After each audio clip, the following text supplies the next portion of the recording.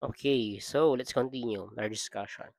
Let's go to the organizations affecting the accountancy profession. Accounting and auditing standard setting bodies. So RE 9298 mandated PRC to create accounting and auditing standard setting bodies to assist BOA in carrying out its powers. So these bodies, okay, shall be known as the Financial Reporting Standard Council and the Auditing and Assurance Standard Council, FRSC, and AASC. So sa Financial Reporting Standards Council, no, shall be composed of 15 members, a chairman, who has been or presently a senior accounting practitioner in any of the scope of accounting practice, and 14 representatives from the following: Board of Accountancy, 1; Commission on Audit, 1; Securities and Exchange Commission, 1; Bangko Sentral ng Pilipinas, 1; Bureau of Internal Revenue, 1; and then 1 from Finex, and then tig-dalawa dun sa mga accredited national professional organizations of CPAs, 2 from public practice, commerce and industry, academe, and government. And then I think ito, 17 na ata to or 18 with the updated a copy of the book. So please check your book if na-update na siya, no? Kasi I think hindi lang siya 14. So ito old kasi yung PDF na ginagamit ko. So please check. Ano.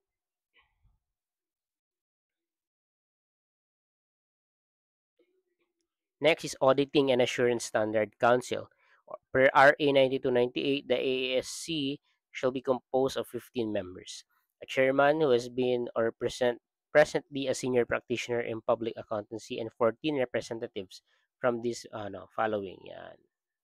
Educational Technical Council, so established to assist BOA in carrying out its powers and function, provided ensuring that all higher educational instruction and offering of accountancy are in compliance with the CHED or government authorized offices, and attaining the objective of continuously upgrading the accountancy education in the Philippines to make the Filipino CPAs globally competitive. So 7 members naman sila.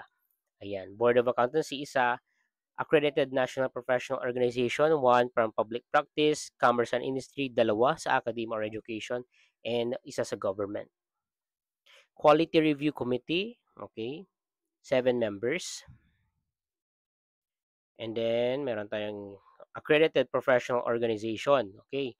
All registered CPA shall be united and integrated through their membership in a one and only registered and accredited national professional organization of registered and licensed certified public accountants, which shall be registered with the Securities and Exchange Commission and recognized by BOA, subject to the approval of PRC.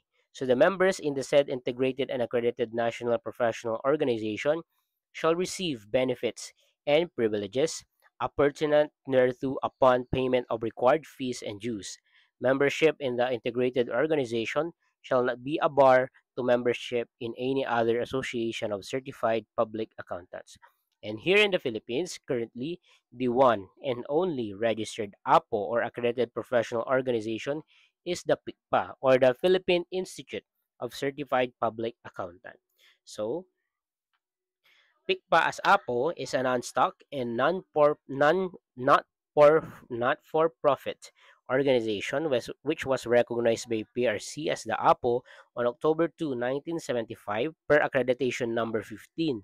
It was established for the benefit and welfare of CPAs, the advancement of their profession, and attainment of other professional ends. Certificate of Accreditation. So, kailangan magpa-accredit din ni PICPA, no? Renewal of Certificate of Accreditation once every 3 years. Ano ba ang primary purpose ni BOA ay ni PICPA is to establish for the benefit and welfare of CPAs. So, tulungan yan, tutulungan tayo dyan. Minsan nag-offer sila ng free seminars, free CPD trainings, gano'n. Membership is open to all registered CPAs from all 4 sectors. Active membership, it shall have a creditable plan to enlist into active membership within 3 years. At least majority of the CPAs in the practice of accountancy. Kaya nga, okay, yon. Mamaya na. National directors shall only be 15 national directors unless there's a valid reason to have additional.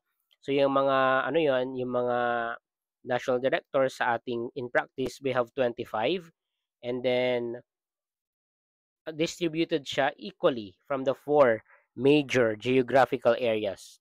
Kasi ano yung mga four major geographical areas? Luzon, Visayas, Mindanao, and then NCR.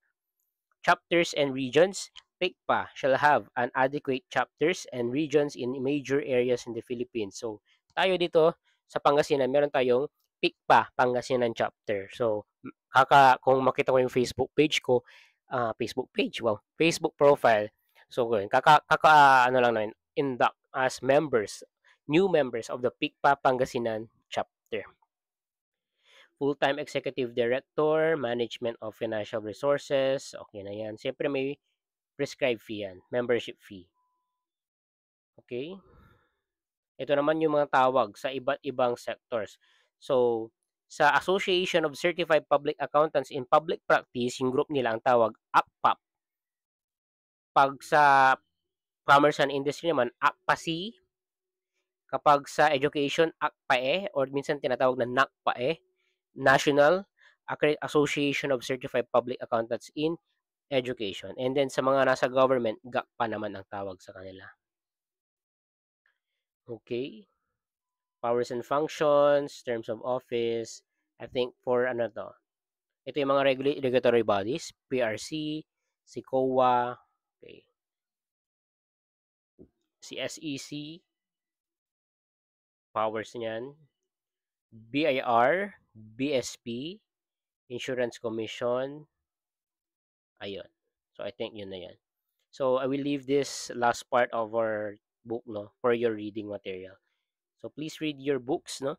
And then you can also answer yung mga additional exercises para mas maintindihan nyo yung ating topic for today, which is for accountancy profession. Napakaganda itong topic na to kasi parang ino-open na yung ano nyo, yung mind nyo when it comes to the accountancy profession. Kung ano ba yung magiging future nyo after nyo mag-graduate, after nyo maging CPA. So I hope you enjoy this topic, and maganda if magsagot tayo ng activity related to this topic. Maganda rin yung parang bigay ako ng copy ng grades, and then you identify if pass, failed, or conditional. So, yun, ganun yung mga natin sa exam and quizzes.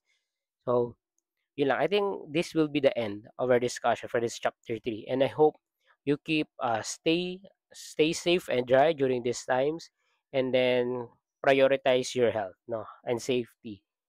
So, important na you follow, you read your books, but you also consider your current situation now. So, since wala na naman pasok, I think, and then so I hope you use this time to read your books, study in advance, kasi mahaba talaga. More on readings talaga ang auditing theory. So, thank you for listening, guys. See you on the next video lecture.